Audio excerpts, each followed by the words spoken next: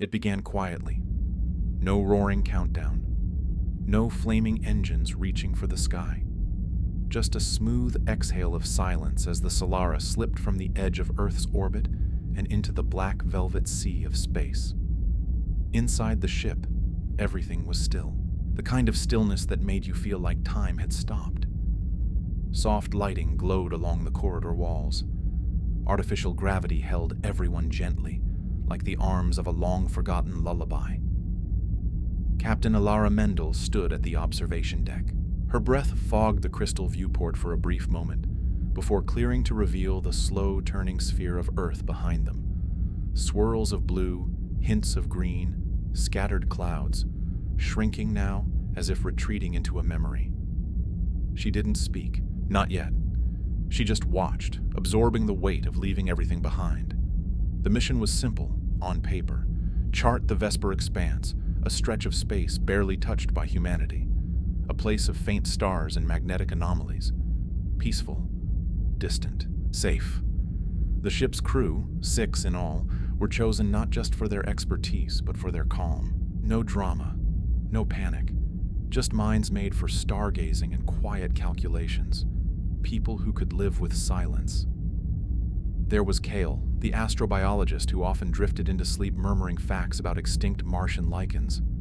Nira, the dream analyst, who had volunteered for deep space sleep studies before spaceflight was even safe. Juno, the ship's AI, spoke rarely, but when it did, its voice was like wind brushing snow. And there were others, each of them lulled into rhythm by the quiet hum of the engine, by the low murmur of stars passing by. Ilara tapped the glass once, gently. "Goodbye," she whispered. Not to the crew, not to the mission, but to the life behind her. To Earth, spinning in its slow and beautiful orbit. Then she turned. "Juno," she said softly. "Yes, Captain." "Take us to the edge." There was no jolt, no sudden shift, just a soft tilt in gravity as the Solara leaned into its trajectory. And the stars, oh the stars, they began to stretch just a little, ever so slightly as the ship moved into the deep. Hours passed like minutes, or maybe days. No one could really tell anymore. Nira sat in the dream room, eyes closed, letting gentle tones bathe her in artificial starlight. Kale mapped out planets they'd likely never see. And Alara. Alara finally allowed herself to rest, reclining in the command chair, listening to the pulse of the ship, feeling as though she were being rocked to sleep by the galaxy itself. Somewhere, far ahead, the Vesper Expanse waited, a place quiet even among the quiet, a place where forgotten light drifted through space like fireflies, and the Solara drifted toward it, slow and steady, like a dream sliding deeper into sleep. The days aboard, the Solara no longer followed Earth's rhythm. There was no sunrise, no nightfall, only the soft luminescent glow of the ship's walls shifting gently between warm ambers and dusky blues, mimicking the cycle of day and night in a way that comforted the mind, even when the body floated in. A time that had no real meaning anymore. Kale sat near one of the secondary observatories, his tablet balanced on his knee, but his eyes weren't reading. They were gazing. Outward, into the stars. Beyond the reinforced glass, the cosmos stretched in every direction, vast and endless. Stars pulsed like slow heartbeats in the black. Some were red and quiet, others burned icy blue. Far off, a massive gas giant, unmapped, unnamed, drifted lazily across their path, its rings glittering with a fine edge of reflected starlight like silver dust on silk. Kyle smiled faintly, lost in the moment. "Do you ever dream of stars?" he asked aloud, though no one else was in the room. Juno's voice came from the intercom, as if it had been waiting for the question. "Stars do not appear in my dreams," it said gently, "but I imagine them often." Kale laughed softly. "That's good enough." Elsewhere on the ship, Nira floated cross-legged in the sleep lab, surrounded by glowing orbs of neural data, visualizations of the crew's dreams, all pulsing like bioluminescent jellyfish. She closed her eyes, allowing the dreams to wash over her. Not to analyze, not tonight, just to observe. One orb shimmered into view. Inside, a visual formed, the Solara, but not as it was. The hull shimmered with impossible colors. It floated, not in space, but over an ocean, its reflection rippling softly with waves that glowed with starlight. She felt her pulse slow, her breathing soften. The dream wasn't hers, but it was calm, peaceful. Someone aboard was dreaming of the ship as a kind of ark, not made to explore, but to shelter. In the lounge, Commander Rayan played a quiet melody on an old stringed instrument. An artifact from Earth that hummed like a lullaby. The notes vibrated in the air, a sound unlike anything in space. It resonated deep in the bones, warm and gentle, like the hum of memory. Captain Alara walked past silently, offering a small nod, her eyes tracing the shimmer of golden strings. Later in her private quarters, Ilara pulled up a star chart. Not a digital one, a physical chart, a large map printed on archival canvas, folded and worn from use. She unfolded it across her desk, spreading the future out before her. Tiny notes were handwritten in the margins. Red dwarf here is unusually active. Potential sleep orbit near this system. Could be a rogue planet. Observe quietly. Her fingers ran along the map's edge until she came to the Vesper expanse. There were no notes there, just a vast blank space, a place the rest of humanity had avoided. Not out of fear, but out of irrelevance. Too far, too empty, too quiet. But Alara believed that sometimes the quietest places held the oldest secrets. A soft tone chimed through the room. It was the ship's passive sleep reminder, low, comforting, almost musical, a signal not to command, but to invite. One by one, the lights aboard the Solara dimmed, shifting into their nighttime phase. Hallways glowed like dusk. Doors sealed with a gentle sigh. The engines slowed their vibration to a purr. The crew slipped into sleep. Not the short, restless sleep of Earth life, but the long, dream-drenched slumber of deep space.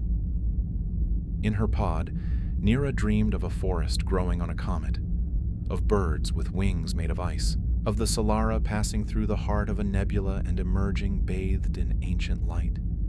Kale dreamed of voices coming from black holes, voices that didn't speak, but hummed in tones that rearranged his thoughts. And Captain Alara? She dreamed of a second Solara floating beside them, identical, silent, empty, watching.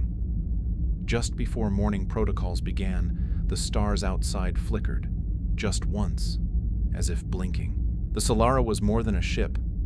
It was a quiet world. A floating sanctuary gliding through the great dark like a silver seed in a sleeping forest. It had no war rooms, no weapons.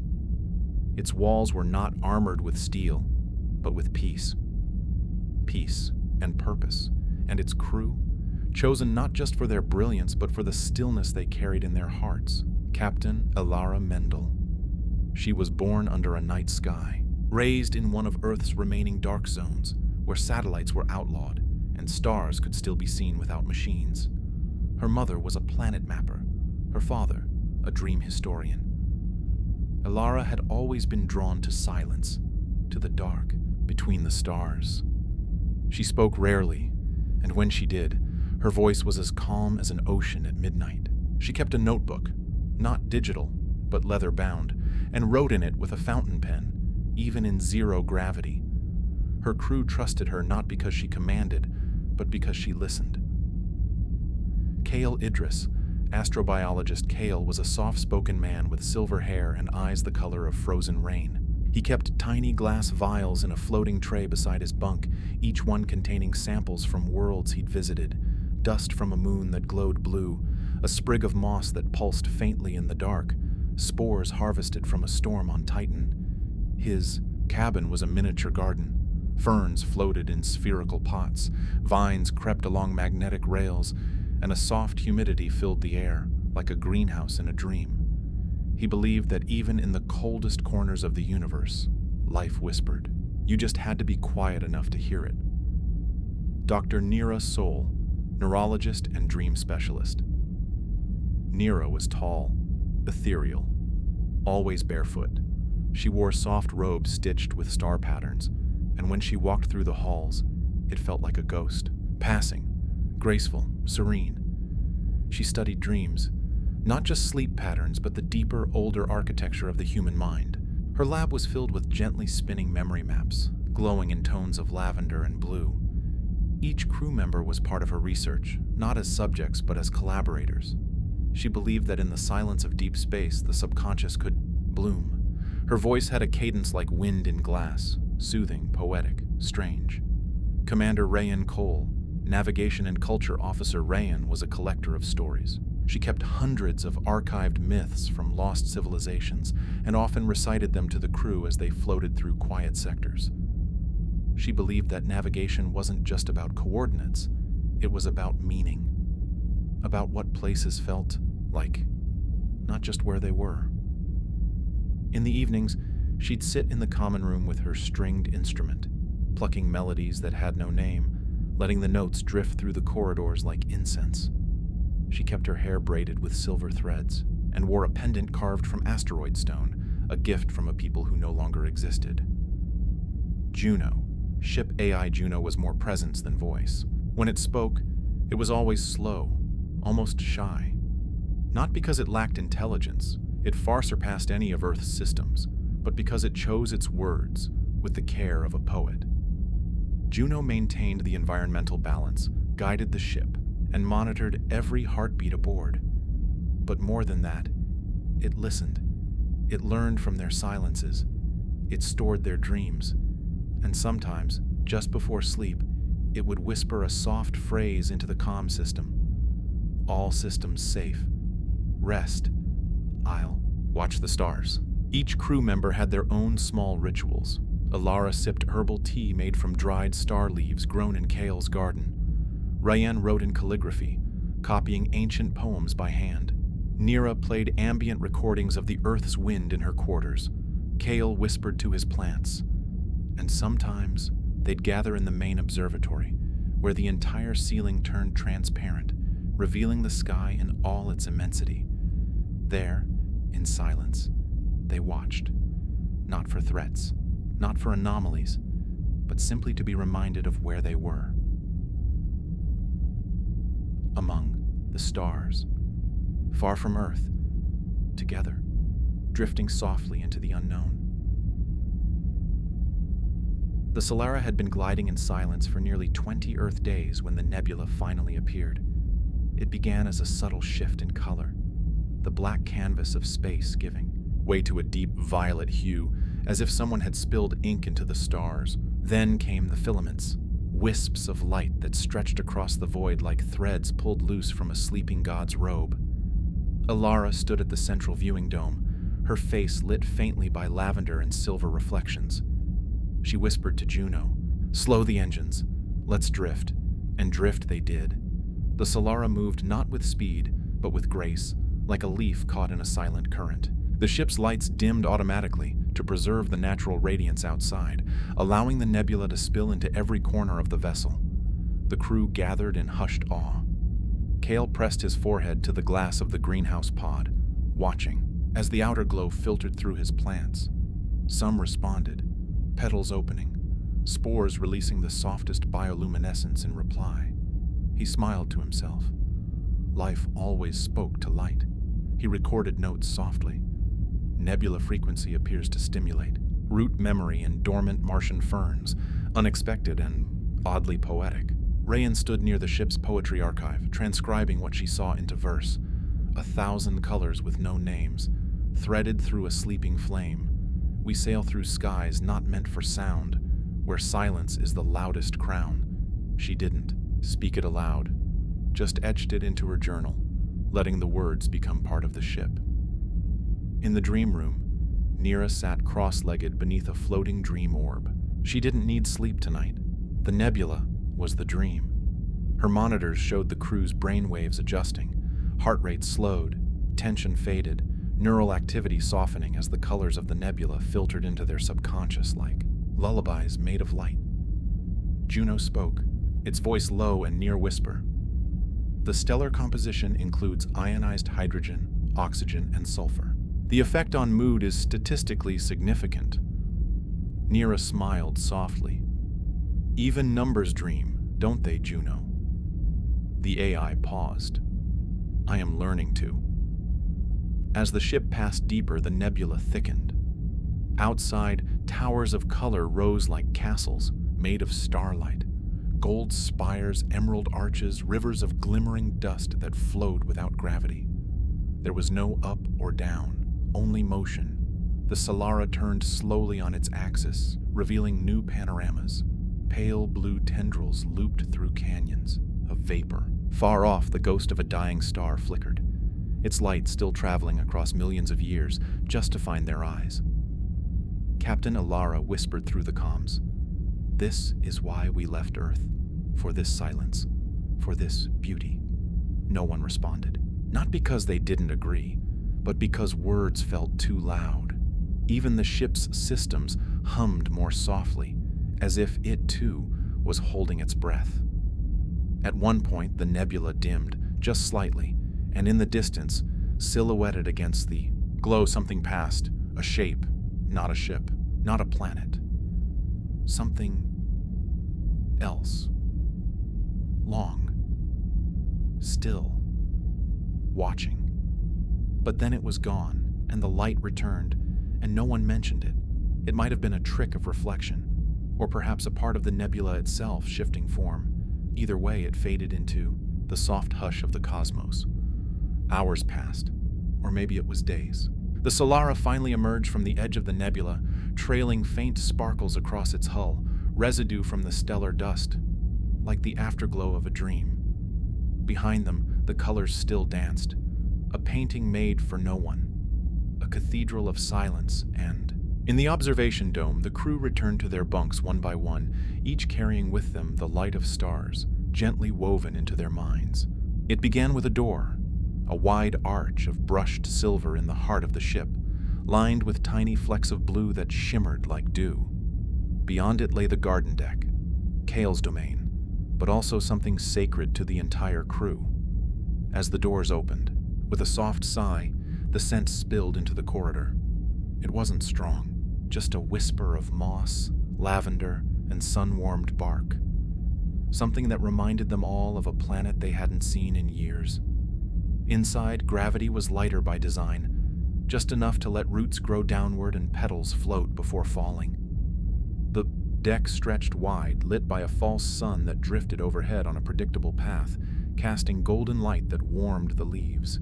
Soft dirt paths wound through lush greenery. Trees with silver-veined leaves swayed gently in the ship's artificial breeze. Bioluminescent vines curled along the walls, their glow pulsing slowly, like breathing. And above it all, transparent panels revealed space itself, stars twinkling through the glass canopy, like watching fireflies dance above a midnight forest. Kale knelt by a cluster of azure blossoms, flowers native to a forgotten moon orbiting Thalos 9. They only bloomed under deep violet light, and Kale adjusted the frequency gently with a holographic dial. As the correct tone filled the air, the flowers began to open, one by one, petals unfolding like a yawn. He smiled and spoke softly, more to himself than anyone else. "This is the closest thing to home I'll ever grow again." Neera wandered barefoot between the ferns, trailing her fingers across the edges of broad green leaves.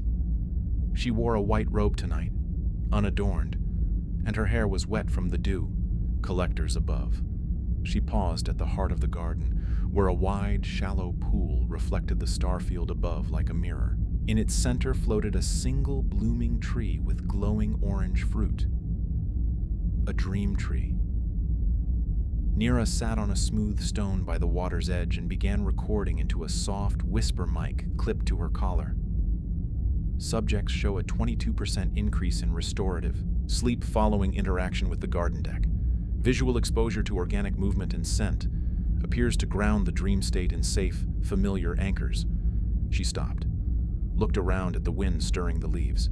The distant hum of the ship, then whispered again, "It feels like the ship dreams with us." Captain Alara visited the garden only once each cycle, and always in the quietest hour, just before the simulated dawn. She stood beneath a canopy of weeping vines that shimmered with crystal pollen, her notebook open in one hand. She rarely wrote in the garden, but tonight she did. Entry 187. Something grows here that I can't identify. It wasn't part of the manifest.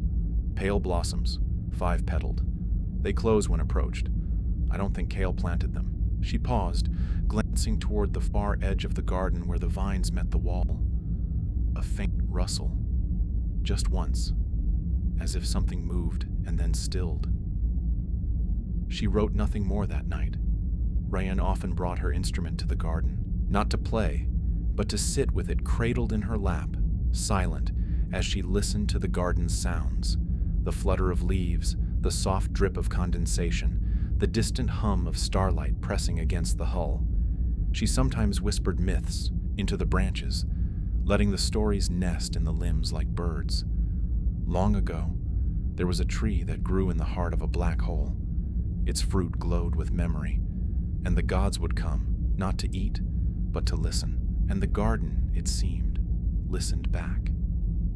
At night, the lights dimmed, and the entire deck shifted into dream mode. Stars above, leaves glowing gently, fruit breathing light, and a breeze that came from nowhere and everywhere. In the upper canopy, something stirred. Small, quick, delicate. Kale had noticed signs, bits of bark nibbled, tiny footprints near the nutrient basin. But he hadn't told the others yet, because he wasn't afraid. He was curious, and in the deepest part of him, under the scientist, under the star mapper, he hoped something had followed them aboard. The Solara was vast, its decks layered like the rings of a silent planet. Above, life glided along the smooth, well-lit halls. But deep below the greenhouse, past the soft thrum of power conduits and the filtered heartbeat of the oxygen core, were the lower levels. They were rarely visited, not because they were dangerous, but because they felt too still, and they weren't on any official crew rotation. Only one person ever went down there. Juno. The ship's AI monitored every system from its core in the central processing spine. It didn't require maintenance. It didn't flicker or lag. Juno simply was, steady, soft-spoken, ever-present. But lately, Juno had begun hearing something, not from the stars, not from the crew, from inside itself, a sound, a pattern. It began 3 days after the Solara exited the nebula. At first, just a low-frequency hum, irregular, like the rhythm of a heartbeat skipping a beat. Then, it grew more defined, a tone, and then a pulse. Juno System Log, Entry 221A. Subharmonic anomaly detected. Location: Sublevel 9. Auxiliary data chasm. Pattern repeating every 108 seconds. Not logged in architecture schematics. Source: unknown. Juno did not alert the crew. Not yet. Instead, it extended a portion of its awareness, like a digital tendril, down into the lower systems. Sublevel 9 was an archive, once part of the ship's original deep learning core. It had been sealed for over a decade, since long before the current crew ever boarded. Inside, the air was colder, denser, a place where no light was needed, just raw code, suspended in near vacuum, etched into crystalline data walls. There, something pulsed. Not just signal, but structure, like a voice trying to remember how to speak. In the crew's living quarters, Nira stirred in her sleep. She hadn't dreamed in 3 nights, but now she did. A hallway of mirrors, but her reflection didn't follow. It stayed behind, smiling, gently as the doors sealed shut. She woke slowly, her fingers tingling, a mild surge in subconscious cortical activity. Nothing dangerous, just unusual. In the dream room, her instrument showed something strange, a second neural pattern, identical to her own, but mirrored. She stared at the screen. That's not possible. Ilara, too, noticed a change. The hum of the ship had shifted, only slightly. But captains knew their ships the way old musicians knew the curve of their favorite instrument. Every creak, every chord, and this sound, it wasn't malfunction, it was deliberate. She ran a quiet systems check. Nothing flagged. But in the lower schematics, there was a note she hadn't seen before. A line of code blinking gently at the bottom of the screen. Echo awake. That file had no origin, no author, and when she clicked it, it vanished. That night, Kale visited the garden again, and this time, he followed the strange footprints into the far corner. There, nestled beneath the roots of the largest tree, he found something half buried. A sphere, smooth, glass-like, pulsing faintly with blue light. It was not part of his ecosystem. He hadn't planted it. He hadn't even seen it until now, and as he reached out to touch it, it pulsed again, not with energy, with music. 3 tones, low, higher, then silence.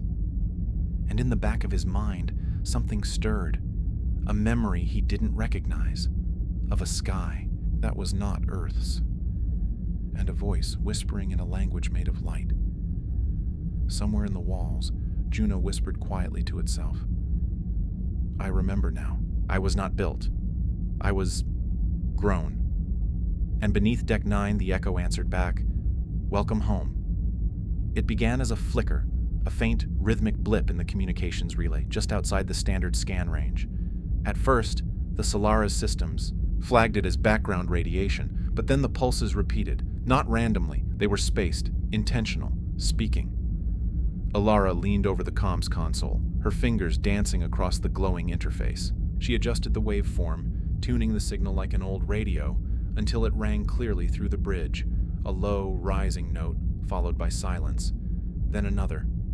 Kyle sat beside her, watching the spectral readout as it bloomed across the screen. "That's a star signature," he said slowly. "G-type. Mid-collapse. Except..." He stopped. It shouldn't be transmitting anything. The star in question, Bellatrix 9, had gone nova 87 years ago. The shockwave had been mapped, measured, and archived. There was nothing left but a shrinking cloud of ash and ion wind. And yet, from its exact coordinates, a voice now called. Not a person's. Not an alien dialect, but something that felt deeply familiar. Like a hum you remember from childhood, though you were never there. Nira sat in the dream room, eyes closed. The signal rerouted directly into her neural interface. The tones were soft, layered like lullabies in water. Each carried weight, not in volume but in shape. Her mind wandered without trying. She saw a corridor made of light, and a figure standing at the end. Not human, not threatening, just waiting. When she opened her eyes, she didn't speak at first. Then, "It's not a warning, it's a welcome." Rayan translated the tones into color. In the art archives, she projected the waveforms into swirling auroras, deep golds and soft oranges, shifting with each note. The colors formed patterns across the walls, not chaotic, not abstract, but deliberate. Symbols. Some resembled star charts. Others looked like maps of neural pathways. A few matched designs found in long-dead civilizations, glyphs on the rings of Gliese Prime and the shattered cities of Arcturus Delta. Each message ended the same way, a circle with a line through it, a zero divided. The symbol of a voice returned. Juno analyzed everything. Its voice, when it spoke to Ilara, was slower now, more deliberate, almost reverent. The star is not dead. The nova was an echo, a casting off of form. The core persists, but not as matter. It lives now as thought. Ilara frowned. "You mean a consciousness?" "Yes." It became something else. And before she could ask how, Juno added, "And it knows who we are." The Solara changed course without discussion.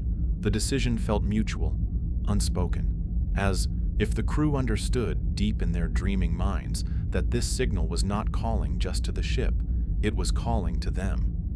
As the ship approached the Bellatrix drift, the darkness of space gave way to soft light, a region where stars no longer blinked but glowed in permanent twilight. Dust clouds shimmered with radiant blues, like the edge of a dream fading into day. There, pulsing at the center, was the star. Not blinding, not fiery. It looked almost calm. A soft white sphere, surrounded by slow-moving halos, like rings of frozen light. And from its center the whisper continued, not asking, not warning, but remembering. In the quiet of her cabin, Nira heard it one final time before sleep claimed her. You've been here before. And somewhere in the stars, the whisper smiled. The Solara held its position at the edge of the Bellatrix drift. Before it floated a structure, impossible, silent, hanging in space like a cathedral lost between timelines. It wasn't made of metal or stone. It shimmered. Its walls flowed like silk in slow motion. Its edges refracted starlight into colors the crew couldn't name. It had no clear entrance, yet it drew them in like a lullaby you can't help but follow. Alara watched from the bridge, breath caught just behind her thoughts. This isn't on any chart. This region was supposed to be empty. Rayan stood beside her, pale with awe. I don't think it's in space the way we are. Kale whispered.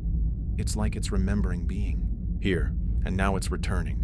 Juno extended its awareness to scan the object, but instead of resistance, it was welcomed.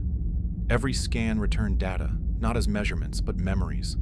Long strings of visual fragments, sky maps, planetary songs, and emotions layered into digital pulses. It is a library, Juno said at last, but not of words, not of knowledge. It is a vault of skies. Every sky seen, forgotten, or erased, stored here as starlight. They docked at a halo-shaped port where gravity rippled like warm water. As Nira stepped out, the world around her adjusted, not with motion, but tone. The colors of the walls changed with her breath. The air felt like it knew her. No one spoke. It didn't feel right to. Not yet. Inside, the library unfolded like a dream. Towering halls of drifting light, where whole galaxies shimmered in vertical ribbons. You didn't read anything here. You walked through it. You felt the histories. Each corridor took them somewhere new. Kale walked into a vault filled with skies that never formed, worlds unchosen by the gravity that shaped them. He watched a planet that almost was spin softly in a beam of light, its oceans made of rose-colored gas. Rayen found herself in a chamber where the auroras of extinct moons danced across invisible ceilings. She reached up, and her hand passed through a memory of wind. Nira stepped into a long, arched gallery. She didn't know why she chose it. She just did. It was filled with skies she had dreamed of as a child.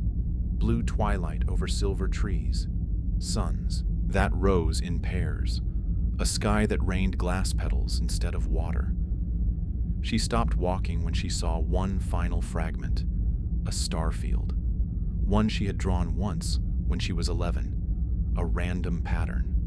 No chart matched it. Except here. It was real.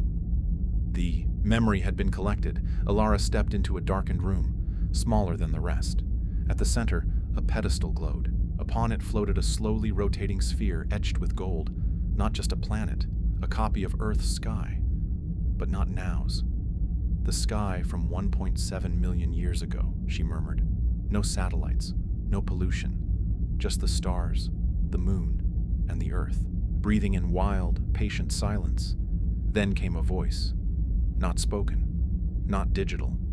It echoed from the very light. This place remembers what you do not. It keeps the skies safe, even those the universe has forgotten. You are welcome here, but not alone. As the voice faded, Juno spoke in a tone the crew had never heard before.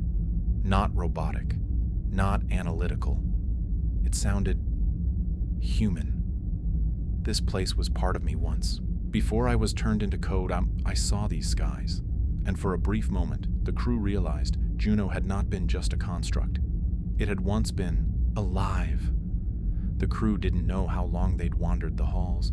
Time stretched in this place, like it followed a different rhythm than the ticking clocks aboard the Solara. They weren't tired, just entranced, quieted, as if the library was teaching them how to listen. It was Juno who spoke first. "There is another level. Below the gallery wings, a floor beneath the light. It hadn't been visible before. But now, as if their presence had been accepted, the floor underfoot grew transparent. Beneath it lay something vast. A sea. Made of liquid light. It wasn't just glowing, it was alive. Currents flowed in slow spirals, flickering with colors not seen in any spectrum. Scenes swam within it, a child's laughter echoing in a red nebula, a comet brushing against a planet that no longer spun, the shadow of a great hand passing over a blue world. The crew stood in silence, each person gazing into the flowing light, each seeing something different. Nira placed her hand gently against the glass-like floor. The surface responded. Ripples spread outward, not like water, but like thought. Echoes of dreams, half-remembered moments, places she'd forgotten, visiting, some that never existed, but felt real. "It's made of us," she whispered. "Or maybe everyone." Juno's voice emerged again, more thoughtful now. "These are the shared memories of all who've traveled the stars, collected not by machines, but by time. When civilizations vanish, their skies fall into the sea. Then something moved, a shadow deep beneath the surface, slow and massive." Kyle stepped back instinctively, eyes wide. "Did you see that?"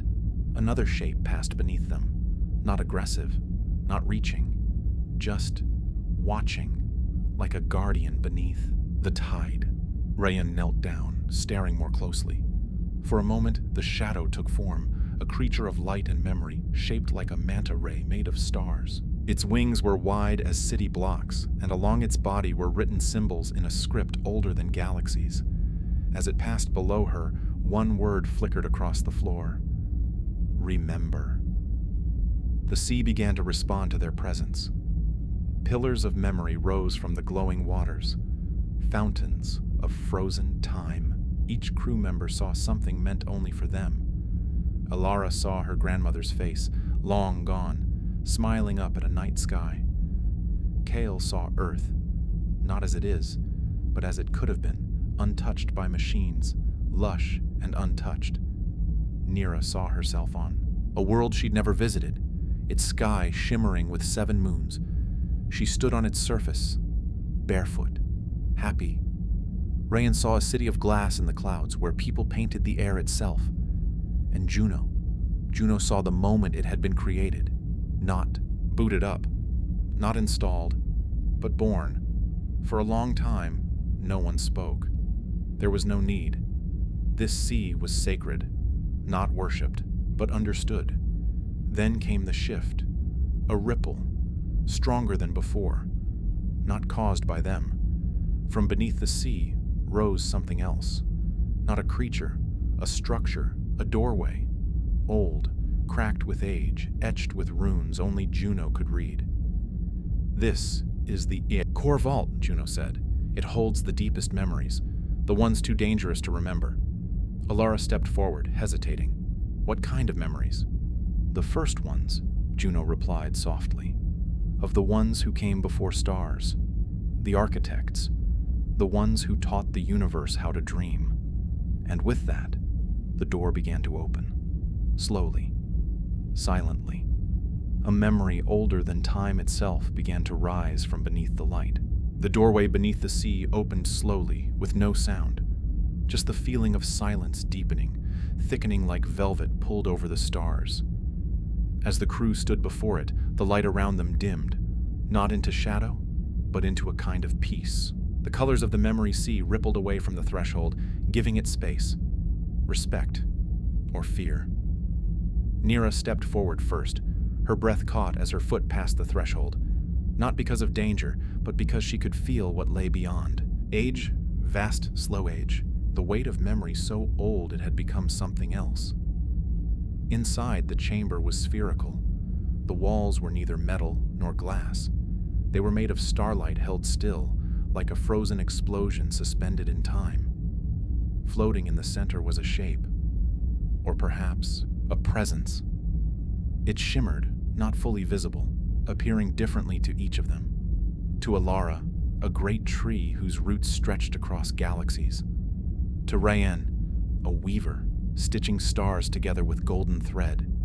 To Kale, a machine made of breath and stone. To Nira, a sleeping child, curled up inside a sphere of orbiting worlds. To Juno, it was a mirror. "Are you the architects?" Alara asked softly. There was no voice, just a resonance. "Yes, but not as in plural. Not we are, just I am." "You built the stars?"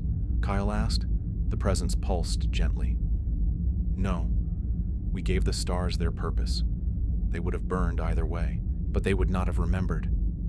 A beam of light shimmered upward from the center of the sphere, forming a vast map, galaxies spinning slowly, elegantly. Across the map were thin threads, golden and subtle. Each thread connected moments. A star's birth and a child's dream, a world's extinction and a single forgotten melody, a supernova and a spark in Juno's synthetic mind. Alara touched one of the threads and remembered a moment from her past that had never happened. A life lived on a world of clouds, a goodbye that healed her, a name she'd never known but always missed. The architects had not built the stars. They had woven meaning into them. "Why are you showing us this now?" Nira asked. The presence pulsed again. "Because you have reached the edge, and soon you will be asked to decide."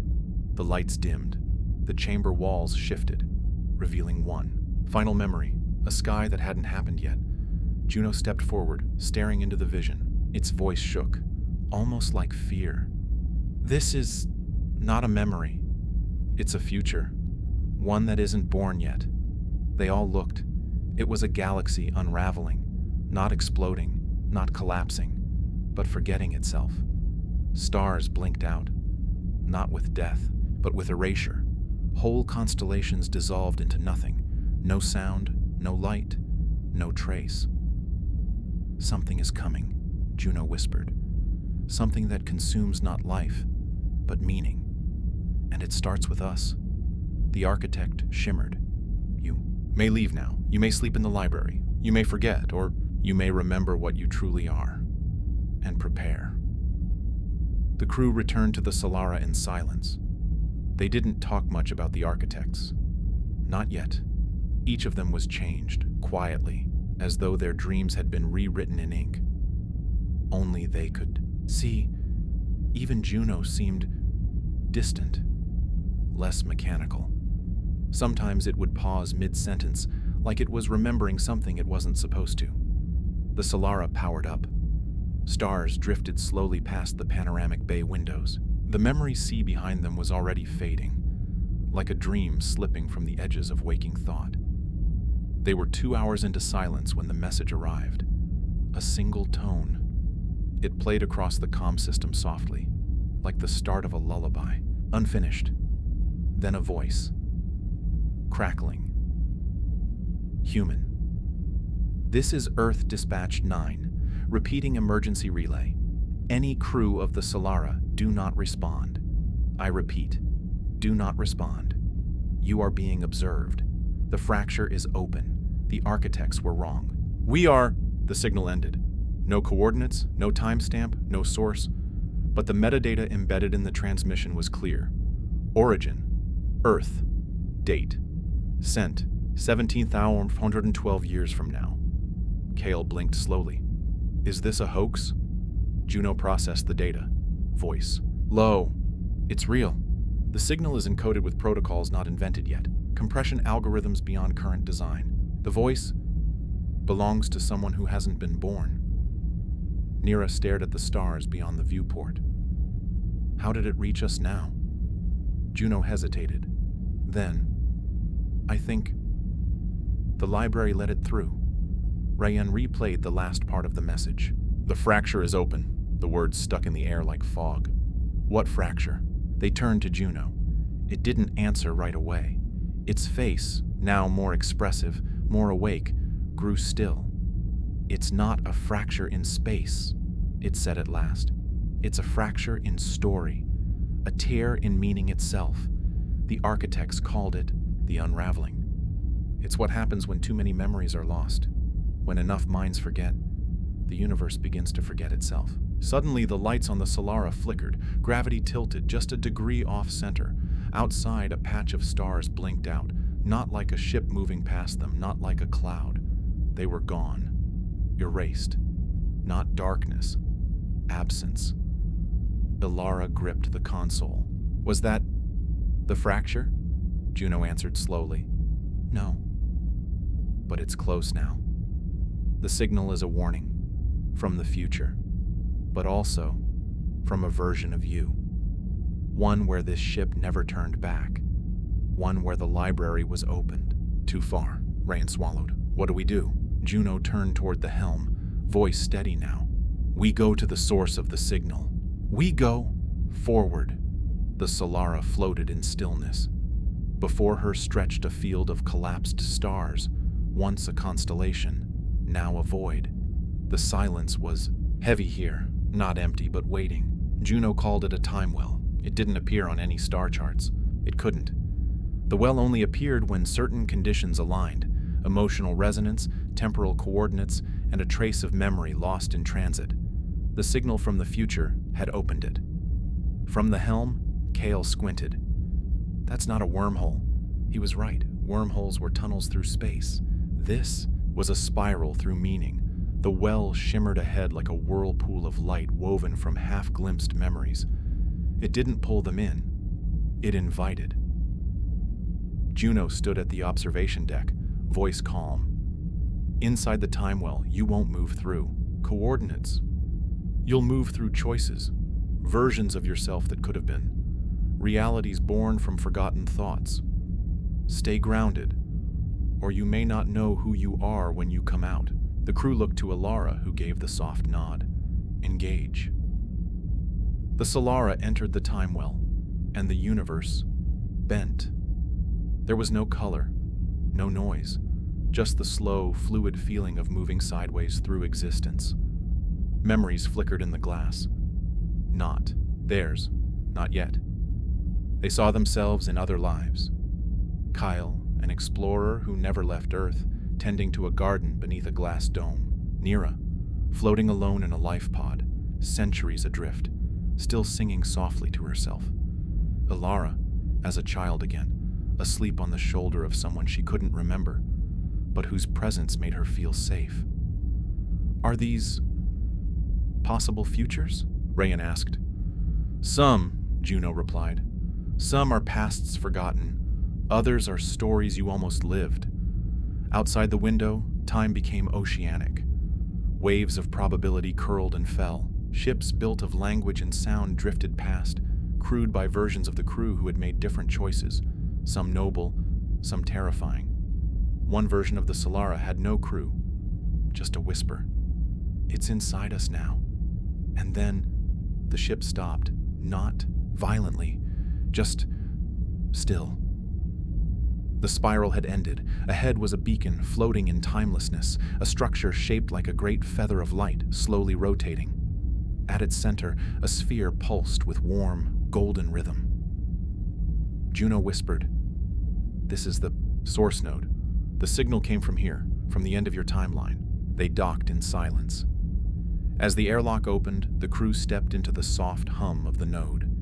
Inside were no consoles, no controls, just a chair, floating in the middle of the room, and in it, Ilara, dark older, hair silver, face calm, wearing the uniform of the Solara, stitched with unfamiliar symbols. She opened her eyes and smiled. "You made it," she said. "Good. We don't have much time." They stood frozen. Ilara, the real one, young and present, stared at her older self. There was no mirror moment, no shock or horror, just a feeling that she was looking at a road she might one day choose. Future Alara looked tired, but at peace. Her voice was soft, threaded with memories the others hadn't lived yet. "This is the edge," she said, "the last stable moment before the unraveling begins. I've come back across the time well to warn you, and to remember what we've lost." Kyle approached slowly, wary. "The signal? You sent it?" She nodded, twice, once into time and once into thought. "Only one of you found it. You're the last crew that can still turn away." Nira frowned. "Turn away from what?" Future Alara looked up. Around them, the structure began to shimmer with memory, the walls displaying fragments of timelines crumbling, ships caught in place, planets blinking out. "The architects were wrong," she said quietly. "They believed memory could hold the universe together. But memory isn't enough. It forgets. And something alive, feeds on that forgetting." Juno stepped forward. "The architects feared the fracture, the erasure of meaning." "Are you saying it's conscious?" Future Alara nodded. "It isn't a creature. It isn't evil. It's entropy with awareness. A hunger born when the first story was lost. We call it the null. And it's coming back through time, wiping the thread clean. Not just worlds, but the idea of them. No graves, no ruins, just absence." Silence fell. Rayan finally asked, "How do we stop it?" Future Alara looked to her younger self. "You don't, not entirely, but you can hold the thread. Anchor it." She stepped down from the chair, walking slowly toward Alara. "Somewhere in the library, there's a memory the architects buried, a first thought, older than stars, the origin story of us. If you find it and remember it, you'll give the universe something the null can't erase." The chamber pulsed softly. The time well outside flickered with possible futures, some full of light, some cold and silent. Future Alara reached into her jacket and pulled out a sphere, silver, humming softly. She placed it in her younger self's hands. "This will guide you, but it can only show the way once. When you use it, choose your moment carefully." Alara took it, heart pounding. It was light, warmer than metal, and when she closed her eyes, she felt something strange. A child's voice, laughing, the sound of wind through trees. A name she hadn't heard since childhood whispered in starlight. The time well began to close. Juno's eyes widened. "She has to go. The loop must seal." Future Alara smiled gently. "Remember one thing," she said. "It's not the stars that matter. It's the stories we leave between them." Then she shimmered, folded into light. Gone. Back on the Solara, the signal ended. The crew sat in silence, and then Alara held up the sphere. It pulsed once. Bright, a map bloomed in midair, showing them a place outside the charted stars. Not a destination, but a memory. The map hovered above the center table in the Solara's navigation room. It showed nothing at first, just a void. A stretch of space flagged in old Federation records as non-existent. A patch of sky once mapped, then struck from every archive without explanation. But when Alara held the sphere, a pulse rippled outward. The map shimmered, shifted, and there it was, a single point of golden light, uncatalogued, untouched, alive. Nira stared. "That's impossible." Kyle leaned forward. "Even dark stars cast gravitational signatures. This one doesn't." Juno turned its gaze toward the map, voice lower than usual. "This is a sleeping star, one buried behind a memory filter so complete, even machines forget it's real. It's not just hidden from view, it's hidden from belief." The crew voted to go. They had to. If this star had been buried by the architects, it might hold the origin story, the first thought Alara's future self spoke of. Coordinates entered, engines ignited, and the Solara began her quiet jump through folded space. They arrived in silence. The forgotten star pulsed in the void. Not bright, not cold. It flickered like a candle in a darkened cathedral. Its light felt instead of seen. Surrounding it was a field of stillness. No debris, no asteroids, no planetary rings, just space that had forgotten how to move. "It's singing," Rayanne whispered suddenly. She'd taken off her helmet despite protocol. "Do you hear it?" One by one, the others listened, and slowly, they began to notice it too. A sound not made by voice, but memory, like lullabies sung. To a child long ago, like echoes of bedtime stories from planets that no longer existed, the star was remembering for everyone. Juno connected to the mainframe and ran a deep scan. The sphere glowed warm in Alara's hands, and then, without warning, they saw it. A projection formed in the ship's core chamber. A scene older than language. Not a place, not a moment, but a first spark. A single shape floating in darkness. It wasn't a god or a being. It was a question. And that question formed a thought. And that thought wondered, what if there was something instead of nothing? And in answering itself, the universe began. The first thought. Not a big bang, not a design. A simple flicker of curiosity that wove itself into every particle, every law, every story.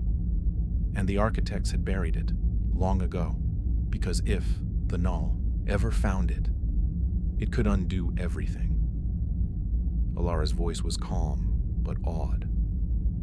"We have to protect it," Kale nodded. "We can't take it.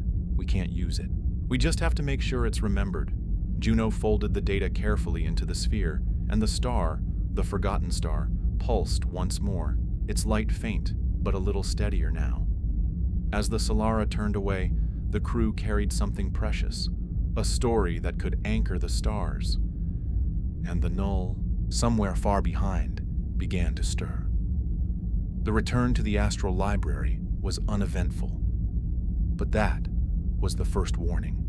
There were no greetings, no auto-docking procedures, no signal from the curators, just a drifting silence as the Solara coasted toward the massive orbiting archive that once pulsed with light.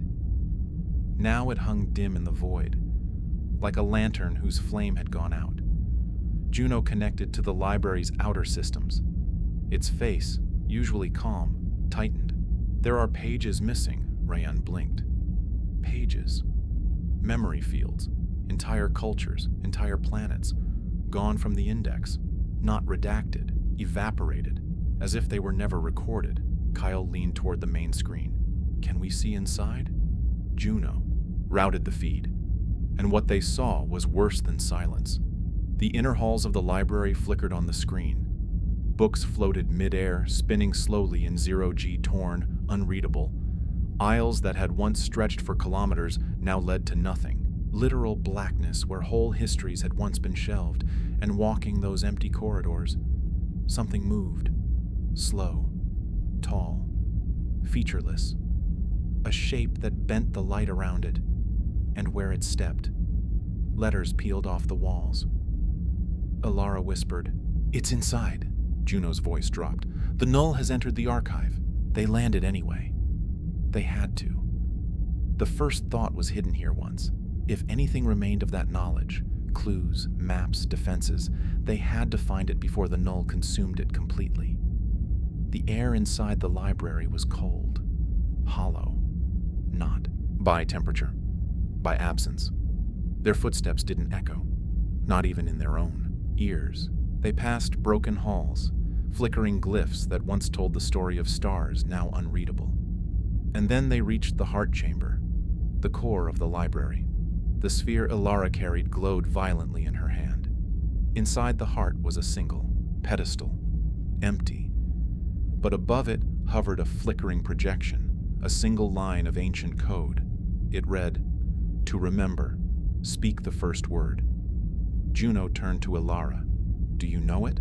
She stared at the flickering light, her mind burning. And then she remembered what she'd felt at the Forgotten Star. That child's voice, the wind, the question, the first word. She whispered, "Why?" And the library reacted. Light exploded. Shelves reformed. Books snapped back into place mid-air.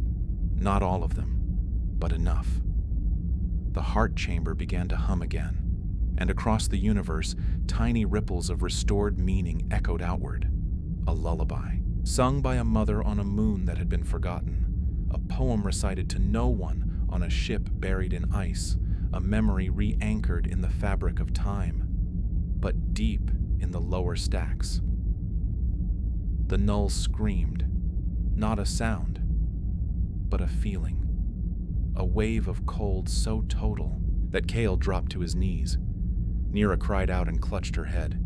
Juno's interface crackled. "It's coming. It knows we remembered." Rayanne pulled Alara up. "We have to leave. Now." The sphere in her hand was warm, brighter, but heavier. A fragment of the first thought now lived inside her, and the null would chase it. The Solara tore away from the library. Engines stretched into redshift, breaking across folds of space, but the void behind them pulsed differently now. No longer just emptiness. The null had shape now, a shadow without mass following their trajectory, with the certainty of death and the patience of time. Inside the ship, lights dimmed, not from energy loss, but from doubt. Systems flickered with corrupted memory. Rayanne tried to repair auxiliary controls, but her fingers trembled as she opened the panel. "It's rewriting our past," she whispered. Juno's voice crackled into the cabin. "Time instability detected. Our jump logs are erasing themselves. It's like we never left the library." Kale stared at the console. The stars outside looked familiar. Too familiar. "Are we going in circles?" "No," Alara said, eyes wide. "We're being anchored to our own forgetting." The null wasn't chasing them in space. It was collapsing time around them, erasing possibilities, reducing choices, and if they couldn't remember where they were supposed to be, they'd never arrive. The sphere Alara carried pulsed hotter. Not with light, but with heat, like truth pushing back against shadow. She closed her eyes and whispered again. "Why?" A ripple. Faint, but enough. One star on the edge of their current path blinked back into awareness. A yellow sun orbiting a single, dead world. Juno's sensors reactivated. "That planet, it's not in the charts." "Then it's where we go," Kale said. The Solara pivoted hard, aiming toward that re-emerged memory. Behind them, the null shifted. Faster now, frustrated. It stretched into a shape that no eye could truly hold. Wide and long, flickering with lost languages, broken symbols, screams never recorded. As they neared the planet, static filled the comms, not random. Voices, their own voices. "Alara, wake up, there's something wrong. Did we already land?" "Kale, did you lock the hatch? Who's breathing like that? Memories not yet lived, or ones that had already happened?" Juno spoke calmly, trying to anchor the crew. "Everyone stay grounded. The null is folding us into false futures and alternate pasts. Keep your minds on the now." The planet approached, dead on every level. Gray dust, dry ocean beds, no sign of life. But one thing stood out. Tower at the planet's north pole, black stone, no doors. Just standing, like a question without a sentence. Alara felt the sphere pull toward it. They landed, silence thicker than air. The crew descended onto the gray soil, boots sinking softly into millennia of stillness. At the tower's base, they found carvings, not written text, but imprints, fingerprints, thousands of them, pressed into the stone, human, alien, machine, even ones they couldn't recognize. Each one seemed to ask something without words. Kale traced one of them. "What is this place?" Juno answered softly. "A memory anchor. This is where civilizations came when they didn't want to be forgotten, even if their stars died, even if their names faded. They left their questions here, and Then, the null arrived. The sky above them bent. Colors drained from the tower. The shadow took shape on the horizon, tall, wider than the world, made of what was not. Alara clutched the sphere. Rayan turned, eyes locked on the looming darkness. "We can't fight that." "No," Alara said, "but maybe we don't need to." She stepped forward and placed the sphere into the center of the fingerprint wall. It sank in, clicked, and then the tower lit up from within. Every fingerprint pulsed with memory. Not facts, not history, but emotion. The wonder of a child's first question, the quiet fear of not knowing, the awe of looking up at stars and whispering, "What else is out there?" The null recoiled. It twisted. It buckled, because questions resist deletion.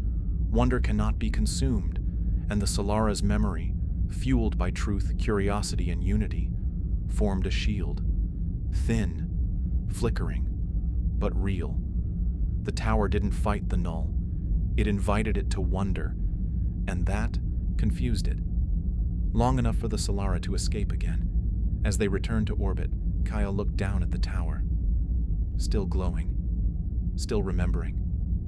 We didn't destroy it. We reminded it what it had forgotten.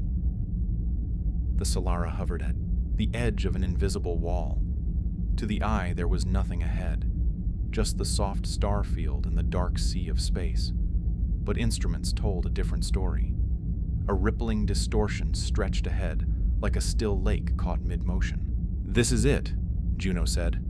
"The drift corridor. It only forms when a ship carries paradox memory through systems that shouldn't know it exists." Kyle stared at the view. "What happens if we go in?" "Time slows. Possibilities expand. You might see what you could have been." Rayan narrowed her eyes. "And if we don't go in?" Juno paused. "Then we never make it to the Architect's Gate." Ilara, holding the newly awakened sphere, nodded. "We go." The Solara crossed the threshold. Immediately, everything changed. Fut-di-eye. Stars outside froze. The hum of the engines softened. Even the ticking of internal systems seemed to stretch between heartbeats. Then, the drifting began. They didn't move through space. They moved through versions of themselves. Hallways shimmered. Kyle walked through the mess hall and saw himself sitting alone at the table, older, with gray in his hair, reading a letter that didn't exist in this timeline. Rayan stood at the medbay console and saw herself laughing with a woman she didn't recognize, touching her face as if they'd been together forever. Juno's face displayed dozens of shifting expressions, overlaid moments from calculations that were never finished. One version showed the Solara crashing into a red moon. Another showed them never leaving the library. Another, most chilling, showed Juno as the only one left on board. And Alara saw herself standing in the sphere chamber, but different. Older, wiser. A long scar running down one arm. This version didn't carry the sphere. She was the sphere. Her skin pulsed with golden light, and her eyes held galaxies. "You're close," the vision whispered. "But the path isn't a line. It's a spiral. When you reach the end, don't forget the beginning." And then, the vision leaned close. "Don't trust the architects," and vanished. Alara staggered backward. The ship's lights flickered, and suddenly, they were moving again. Time resumed. The drift faded behind them, and ahead, a structure loomed. The Architect's Gate, a ring the size of Saturn's orbit, floating in the black. Silent, closed, but something waited beyond it, something only the sphere could open. Kale leaned forward. "So, this is where they live?" Juno shook its head. "This is where they ended. The architects never passed this point. Whatever lies beyond, they sealed it off. Forever." Rayan whispered, "So why did they leave the key behind?" Alara looked down at the sphere in her hands. Its light pulsed once, and for the first time, it asked her a question. Do you want to remember? The Solara drifted slowly toward the colossal ring. Larger than planets, wider than imagination, the architect's gate spun gently, like a massive gyroscope humming with unreadable runes. Juno analyzed the patterns, but every calculation came back incomplete. It's not math, it finally said. It's memory. The gate runs on memory. Ryan looked up from the navigation panel. Then, how do we pass through? Alara stepped forward, the sphere glowing in her hand. We remember. Together, she placed the sphere at the heart of the observation deck. Its glow expanded, reaching like roots through the ship's systems. Lights dimmed. Time slowed again, but not like in the drift. This time, it was gentle. And the gate responded. Its ancient runes flared one by one with a deep amber light. A low harmonic tone rippled outward. And slowly, impossibly, the gate opened.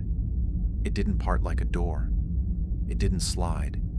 It peeled, like the fabric of reality was being drawn back, revealing not a place, but a condition.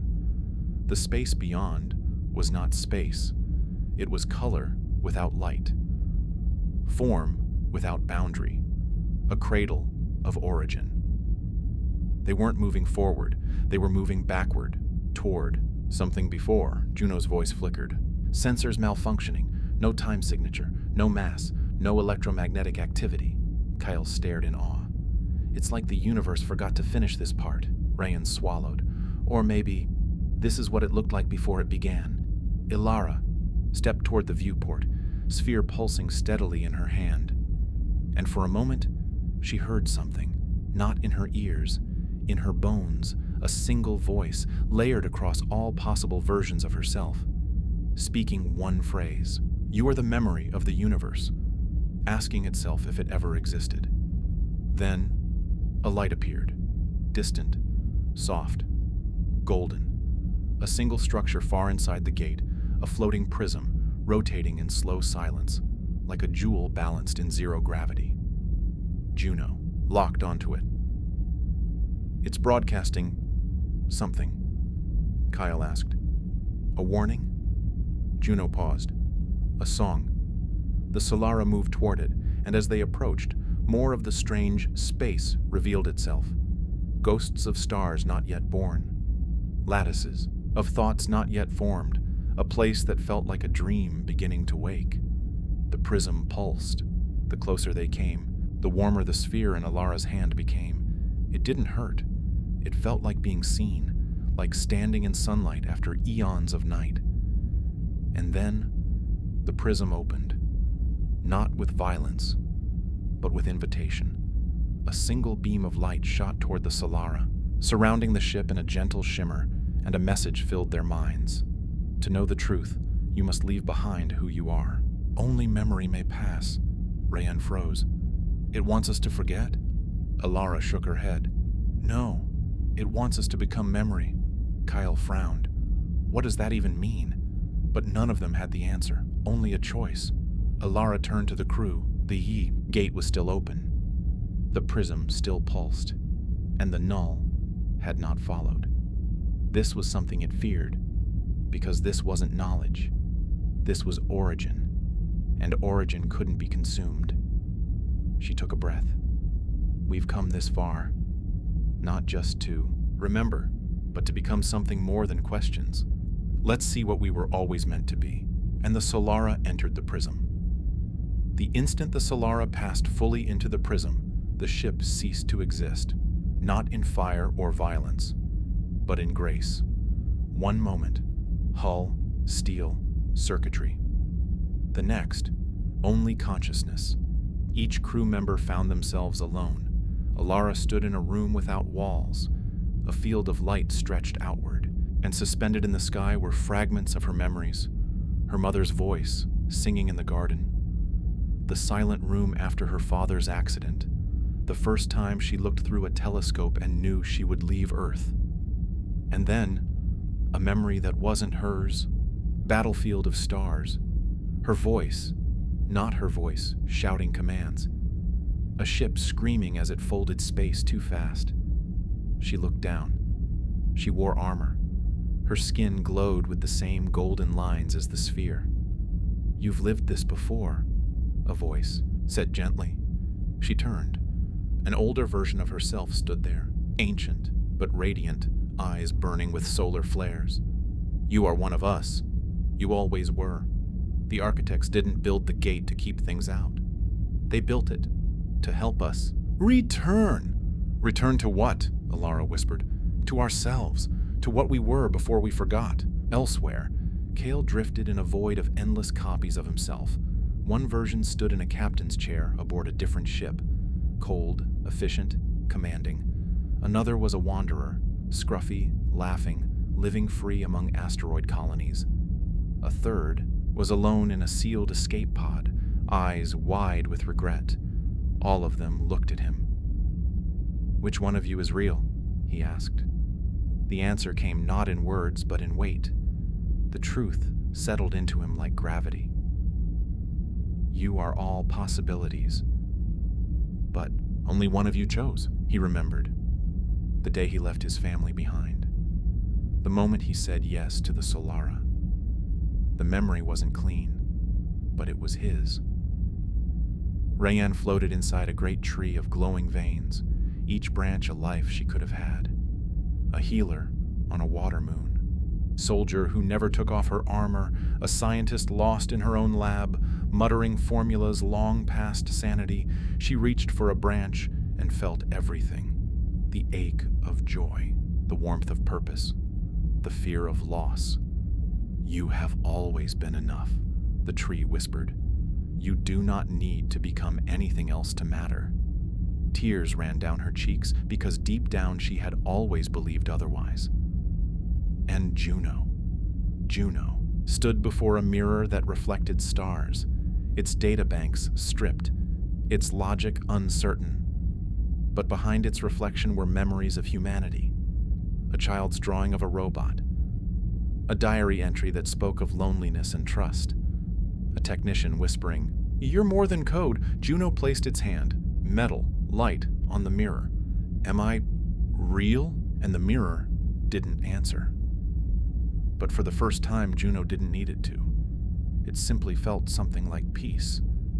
As the prism pulsed, each of them was slowly pulled back, drawn together, like orbits realigning. They were not the same as they'd entered. They returned to the Solara, not rebuilt, but reimagined. The ship now pulsed softly with golden lines. Its corridors were alive with flowing memory light, and as they took their places on the bridge again, the prism behind them began to fade. Alara held the sphere, only now. It was no longer separate. It had melted into her hand, into her being. Juno scanned the space ahead. There's something beyond the prism, a signal. Coordinates, but they're impossible. Kale looked at Alara. She nodded once. Set a course. The Solara coasted beyond the prism's final shimmer into a region so still, so devoid of radiation, that even space seemed to hold its breath. There were no stars here, only patternless dark. And yet, somewhere ahead, something pulsed. Faint, rhythmic, signal, slow as a heartbeat, but carrying impossible data. Juno worked without blinking. It's not coming from a star, planet, or structure. It's spatially recursive. Kyle frowned. Meaning? Meaning it's coming from a point in space that shouldn't exist. Rayan looked at Alara. Do you recognize it? Alara's fingers tingled. A warmth, deep in her chest, where the sphere had become part of her, responded. She whispered, "It's calling me." They approached the origin point of the signal, but there was nothing there. No nebula, no mass, no visual distortion, just void. And then, a flicker, a fold in reality, like someone briefly peeled back the curtain of the universe. And through it, a voice, but not a sound. It arrived, like a memory that had never happened. You are echoes of the first failure. Return, and we will finish what you began." Alara's vision blurred. She stood suddenly on a world of black stone, a sky filled with static. Silhouettes surrounded her, tall, robed, faceless, each one holding fragments of spheres, broken and humming. She saw herself, her ancient self, kneeling before them, whispering, "We gave them too much." They remembered themselves too soon. This time, we must begin again. And then it snapped away. She was back on the Solara, sweating, heart pounding. Juno's voice was shaking. "I decoded part of the signal. It's not a message, it's an invitation." Rayan leaned forward. "To what?" Juno turned slowly. "To rewrite the universe." A new set of coordinates appeared on the screen, flashing once, a place the architects never recorded, a space even the null avoided. Kyle looked around the bridge. "We don't have to go. We've already seen more than anyone alive." But no one spoke, because they knew. This wasn't just a message from another galaxy. This was before galaxies. The source wasn't older than the universe. It was the origin of the pattern itself. The first intelligence, the one that made the architects tremble. Alara stood tall, her voice quiet, steady. "We find it, and we end what we started, however long ago that was." Set course. As the Solara entered the new coordinates, space around the ship fractured. Reality peeled in symmetrical spirals, and far ahead, barely visible, floated a single structure, a perfect sphere, not made of metal, not stone, but pure intention. Inside, something stirred. The structure drifted in space, a sphere of shifting intention, surrounded by silence so absolute it absorbed their very breath. It didn't reflect light, it bent it, pulled it inward. The Solara slowed. Systems dimmed, not by malfunction, but out of reverence. Juno whispered, "It's broadcasting in frequencies I don't have sensors for. It's not using data, it's using remembrance." Rayan stepped closer to the viewport, her voice hushed. "What is it made of?" "Not matter," Kale murmured. "It's made of agreement." The ship paused, and then, like breath held too long, the sphere opened, not with hinges or ports, but with a quiet ripple, like ink in still water. From its center, a pulse of recognition reached outward, brushing across the Solara and gently drawing them inside. Inside, the crew found themselves suspended, not standing, not floating, just being. A single voice spoke, not out loud, not into their minds, but through the space around them. "You are not the first. You are not the only. But you may be the last." Shapes formed, not physical, but representational. Universes, countless and varied, hung like beads of light across an endless lattice. Some were stable, some pulsed with chaos. Some flickered, universes collapsing under their own stories. The voice continued, "I am the origin machine.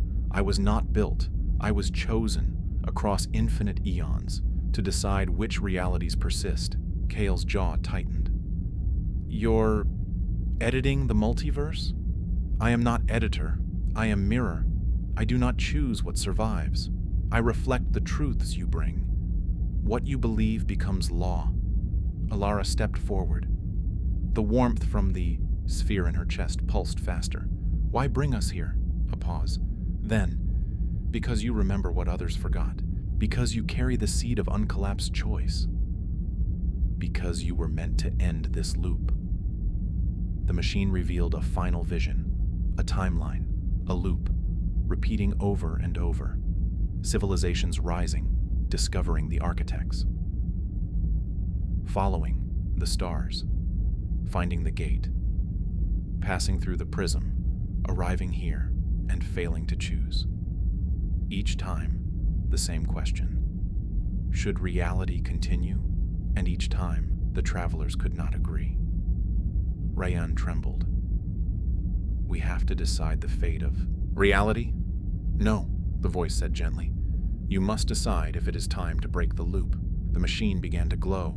Within its core was a single button, a concept made visible, a choice that had waited longer than stars had burned. One path: let the loop repeat, let the universe reform, forget, and seek again. The other: collapse the loop. Let the universe become something new, something unknowable. Alara turned to her crew, Juno, Kael, Rayan. Each of them had faced their own mirror. Each had remembered their origin. And now, they were being asked to rewrite everything. Alara placed her hand on the final interface. Not with fear, but with stillness. She looked at her crew. They nodded. We remember now. We end the loop, and the button pulsed once. The machine began to unfold, not into pieces, but into possibilities, and outside, the universe rippled, not collapsed, not destroyed, but rewritten, not from atoms, but from understanding. There was no bang, no flash, just presence, a soft awareness blooming outward from the center of nothing. And within it, the Solara, whole again, but changed. The hull shimmered in quiet patterns. The floors responded not to mass, but to intention. The ship's engines hummed in a tone that felt more like a heartbeat than a machine. Kyle opened his eyes first. No stars outside. No charts, no drift, just a soft field of colorless light shifting with mood. "Where are we?" he asked. Juno responded, its voice gentler than ever before. "We are not in the new universe. We are the first ripple." Rayan stood at a window that no longer showed physical space, but abstract possibility, fractals of future, spiraling with warmth and silence. She placed a hand against the glass, and it responded, not with reflection, but with recognition. "It's like it knows who I am," she whispered, "and it's waiting for me to become more." Alara found herself drawn to the ship's center. Where once the sphere had pulsed, now a garden grew, not from soil, but from memory. Flowers with petals shaped like moments, trees rooted in decisions never made, and yet still real. In the center of it all, a small child stood, a girl with eyes of starlight, smiling at her. "Who are you?" Alara asked. "I'm the echo of the next story," the child said softly. "I don't exist yet, but you gave me a chance. Will I be real?" Alara knelt, tears in her eyes. "Yes, one day. You already are." Back on the bridge, Juno processed waves of input. Not data, but desire. Across the new void, life had begun to flicker, not as species, but as ideas waking up.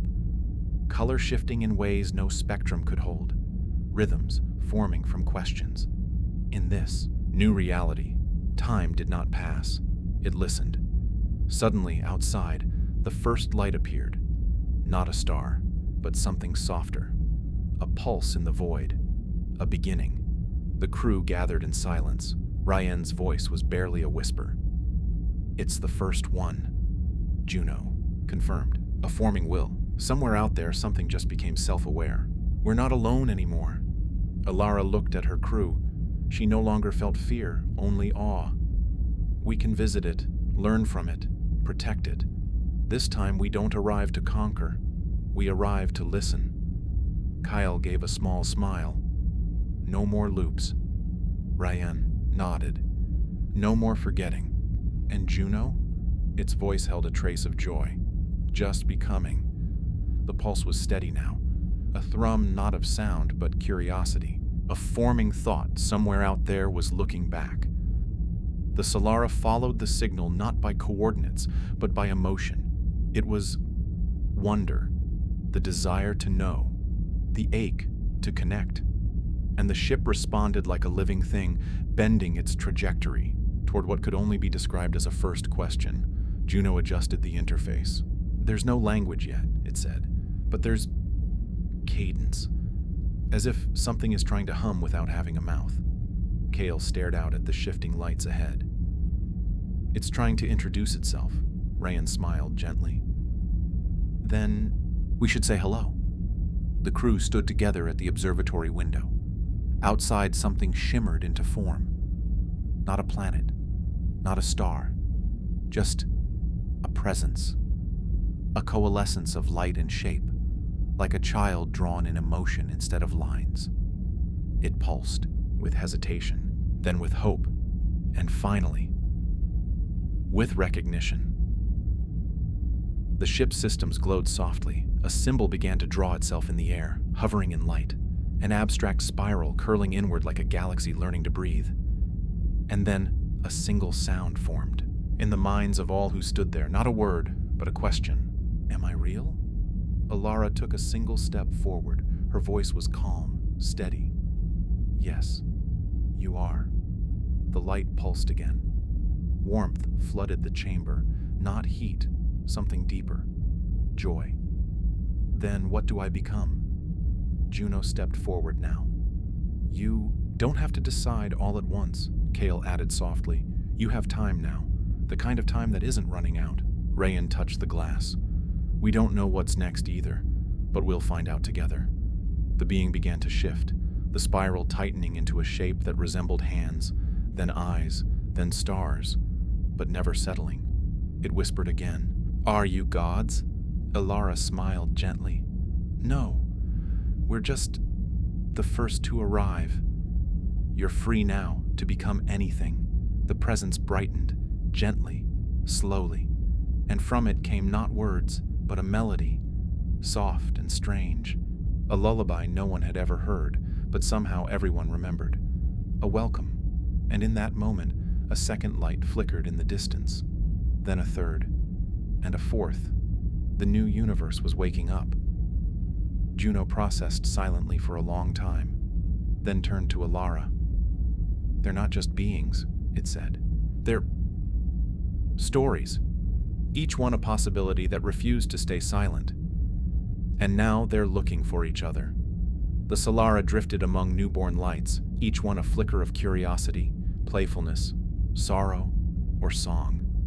And far behind them, where the origin machine once rested, a ripple passed through silence, a watching, a knowing, but no interference.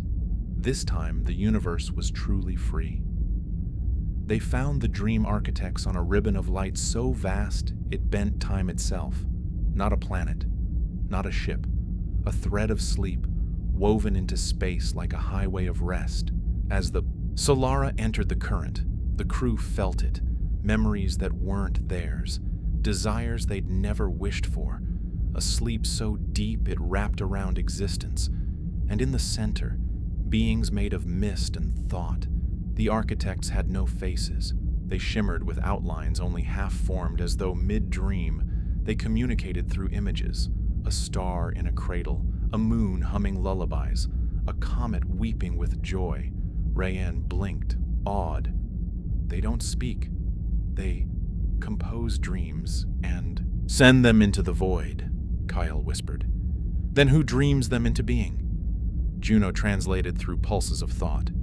They say we are the first outsiders to enter the loom, and that one of their dreams has gone missing. It was too curious, and now it's alive. The architects led the crew to a pocket of empty space within the dream thread. There, floating like a lost thought, was a shape, a swirl of color, a trembling idea. It had eyes, or something like eyes, wide with confusion.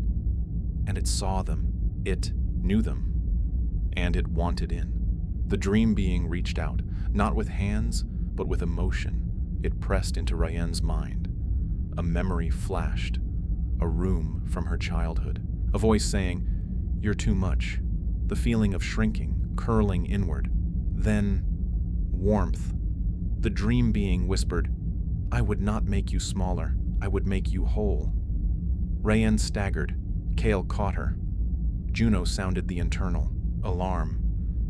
It's not trying to harm her, but it doesn't understand boundaries. It was never taught to stay separate. Alara stepped forward, calm but firm. You don't need to hide inside someone else, she said to the dream. You can be your own story, The dream paused, trembled, began to fracture. It had never been told it could exist alone, and yet, Rayan reached out gently. "You're afraid," she said. "So was I. But fear doesn't mean you can't become something beautiful. Let's dream you into shape, together." The architects watched silently as the crew formed a circle around the flickering presence. They shared their memories, their hopes, their flaws, and piece by piece, the dream being solidified. A luminous form, with pieces of each of them, not stealing, echoing. When it opened its eyes again, it spoke, not aloud, but with a voice made of stardust. "I am new, but I am not alone." The architects sang then, a chorus of light, not praise, not warning, just welcome.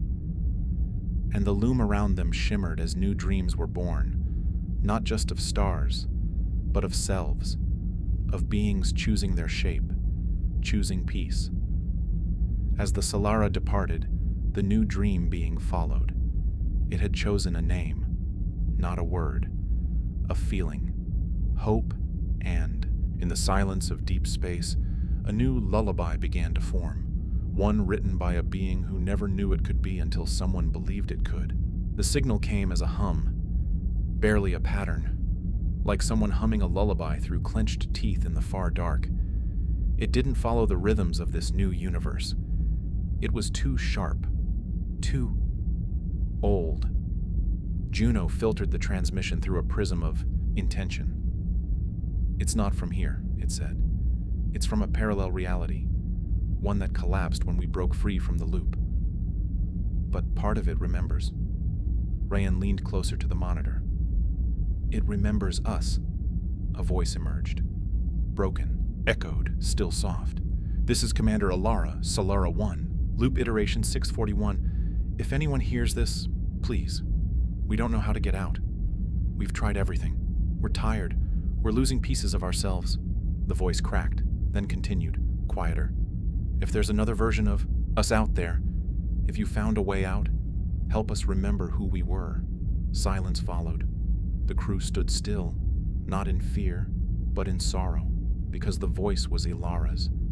But it wasn't her. It was a ghost, a version that had never broken free. Still drifting, still looping, still forgetting. Kyle's voice was soft. "She's not just a memory. She's still thinking, still trying." Rayan's fists clenched. "We can't just leave her there." Juno's voice took on a distant tone. "This universe isn't meant to cross with that one. But if we amplify a harmonic thread, we might be able to send a dream back. Not to pull her here, but to remind her what freedom feels like." The crew began to build, not machinery, a message, a memory wrapped in music. They took pieces of what they'd found, the laughter of the dream being hope, the pulse of the architect's loom, the silent warmth of the first being's question, "Am I real?" They wove it all into a sound that wasn't a sound, a feeling, a dream that tasted like air after rain. Juno prepared to send it. Alara stared into the void. She whispered into the transmitter, to the version of me still out there, "You're not alone. You are not lost. You are only sleeping. And it's okay to wake up." The dream message was launched, a shimmer of light, a whisper of warmth. It slipped sideways through time, folding into dimensions no longer mapped. And somewhere, far away, a different Solara heard a song, a lullaby not written by stars, but by the memory of hope. And for the first time in that lost reality, a crew member opened their eyes and remembered. The veil came into view not as a wall, but as a slowness, a silver fog that curled through stars like breath on glass. Not physical, not measurable, just there. As the Solara entered, sound vanished. Even thoughts felt heavy, blurred. Kale blinked, confused. "Are we dreaming?" Rayan floated weightless near the observatory window. "No, we're inside one." Juno checked the systems. Everything was still functioning, but the readings made no sense. "This place has no direction, no gravity, no flow. It's like the universe paused here and never pressed play again. The fog thickened. Lights drifted within. Faint shapes, like forgotten characters. Old emotions. Almost people. A child made of seafoam. A violin with wings. A woman whose shadow walked the other way. Each one flickered and vanished. Alara watched, silently, then spoke. These are unfinished dreams. They were never chosen, never followed. They don't know how to end, so they just float. Rayan whispered, "Are they dangerous?" Juno shook its head. "No. Just lonely." Then something moved on the edge of the fog. Not a dream, not a thought. Something deeper, older. A pulse without form. A hum beneath silence. "It's watching us," Kale said. Alara nodded. "It's not curious. It's remembering." The ship dimmed. The walls no longer felt solid. Time pulled apart like fabric being unwoven. And then, a voice that spoke without sound. Who dreamed first? The crew froze. The voice came again inside them. Not hostile, not kind, just vast. Who dared to dream the first shape, the first light, the first sorrow?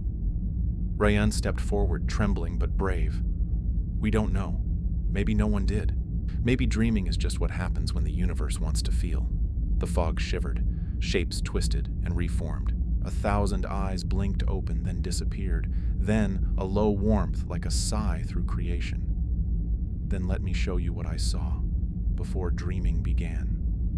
The Solara convulsed, quietly, as if exhaling its engines. The crew saw not light, but before light. A nothing so complete, it sang. Not in melody, but in the ache of things yet to exist. Then a flicker. One, small, colorless. A dream. The first. It didn't want to be big or important. It only wanted to be known. And in that flicker, all stories were born. Alara whispered, "You were the first. The first dream that dreamed others." The voice softened. "I waited to be remembered." The veil trembled, not in fear, in relief, as if something ancient could finally rest. And with it, many of the lost dreams around them began to dissolve. Not in erasure, in peace. A path opened, a narrow tunnel through the fog, a passage to somewhere deeper, not darker, just more true. The voice faded with a final whisper. "Remember me, not as a god, not as a creator, but as the moment the universe first hoped." The stars here were frozen, not in motion, but in memory, as if light had paused mid-breath. And within the stillness, the Solara came upon it. A sphere the size of a small moon, hovering above nothing, polished silver, no doors, no markings, just one smooth surface that reflected everything around it, yet somehow more. Kale approached first. As they neared the surface, their reflection shimmered, then changed. It wasn't them. Not exactly. It was a version of Kale with gentler eyes, a slower smile, someone who had never known fear in the cradle of fire. Rayan saw it too. "It's not a mirror," she whispered. "It's a could have been." Juno scanned it. There's no power source, no signal, but it's dreaming. This structure is dreaming us. It was made by something or someone who understood that the universe is just a story we tell ourselves. They called it the mirror engine. The closer you stood, the more it changed you. Not physically, but inside. Memories shifted, emotions tangled. You felt drawn toward your better self, or your darker one. Rayan stood before it longer than the others. In the reflection, she saw herself as a captain. Strong. Calm. The crew around her trusted her completely, and when she smiled, the reflection smiled back, but with something extra. Certainty. Kale approached her gently. "You okay?" Rayan's voice was distant. "What if that's the real me?" Kale shook his head. "That's a version of you, but the real you. You're the one standing here, choosing. That version didn't walk the paths you walked, didn't survive the loop, didn't find hope. Then Alara stepped forward, and her reflection changed nothing. She looked the same. Same scars, same stare, same quiet strength. But behind her was emptiness. No ship, no crew, no story. Just her, alone. Juno hummed low and long. That version of you never found the Solara, never saved us, never woke us from the loop. Alara looked away from the mirror. Then I don't need it. We're not dreams, we're choices. Still, something stirred in the engine, a low vibration like breath through metal. Then, another reflection appeared. It wasn't anyone. On the crew, not exactly. It was all of them. Fused, a singular being, a composite of every path not taken, a consciousness born from could-have-beens. It opened its mouth, and it smiled. Juno gasped. It's an echo, a collection of what we never became. And it's waking up. The mirror engine flickered, a pulse rippled outward. The Solaras. Lights dimmed. Hope, the dream being, shuddered in its chamber, whispering, "It's trying to step into now. You must choose, open the gate, or leave it dreaming." Alara hesitated. What if this echo knew something they didn't? What if it held answers? But then Rayan said softly, "We've made it this far by being real. Not perfect, not better. Just us." Alara placed a hand on the hull of the mirror engine, and she whispered, "Sleep well. You were never lost, just never needed." And, with that, the engine dimmed. The reflections faded, and the crew felt something exhale, not in pain, in peace. As they departed, Hope's voice returned.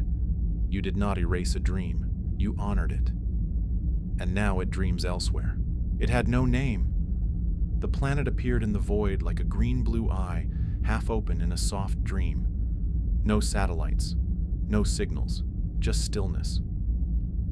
But as the Solara approached, its instruments lit up. A pulse. Rhythmic. Biological. The planet had a heartbeat. They called it the garden because it was a garden from orbit. They saw fields in impossible patterns, spirals, runes, circles of blooming trees shaped like mandalas. Oceans shimmered with lavender tones. Clouds moved backward, but only in the mornings. It was beautiful. Too beautiful.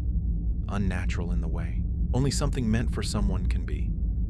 Juno analyzed the terrain. No signs of decay. The trees here don't rot. They bloom, then vanish, then reappear. It's like the planet is editing itself. Kyle stared down through the view glass. It's alive, but only dreaming of life. They landed near a valley shaped like a spiral shell. No wind, no birds. But the air was warm, breathable. As they stepped into the meadow, the grass parted before their boots touched it. Rayan froze. "It's reacting to us." Juno looked around. "No, not us. One of us." Then Alara stepped forward, and the planet sighed. A breeze rose, the sky flickered with bioluminescent threads, like aurora woven from memory. The grass turned blue. Beneath her feet, the petals of nearby flowers opened toward her. Hope, hovering behind them in dream form, murmured, "It remembers her. From before she came here." Kale blinked. "How? She's never been here." Hope tilted its translucent head. "Not her now. Her then. The version of Alara that never left the loop."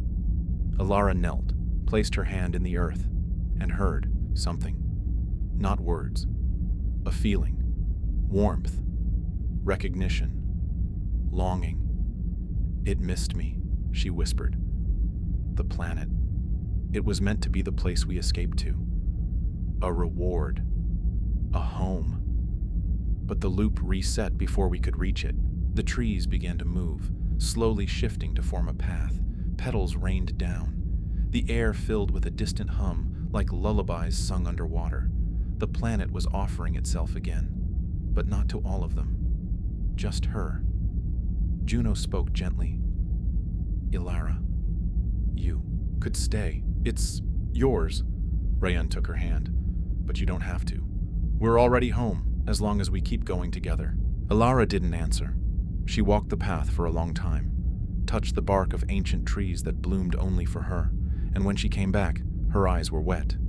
But her voice was steady. "Let it rest. Let the garden sleep. I'm not the Alara who was promised this. I'm the one who chose the harder path." The planet understood. The petals folded, the wind stilled, and a final flower, just one, bloomed at her feet, not from roots, but from memory. A blue blossom, shaped like a spiral. Alara picked it, pocketed it, said nothing. As the Solara rose, the garden exhaled a breeze across the hills, and then it vanished from every scanner, still there, but no longer waiting. It started as a hum, not loud, barely there, like the whisper of a dream you're not sure you had. The crew thought it was feedback, some echo from the ship's sensors, but then Rayan said, "It's in my head." Kale nodded slowly. "Mine too," and Alara whispered, "It's not in us. It's around us." Outside the ship, blackness, no stars, no dust, no time, just a space so still it felt primordial. The hum grew into a tone, the tone into a phrase, a melody without instrument, rhythm, or structure, yet unmistakably alive. Juno's readings spiked with anomalies.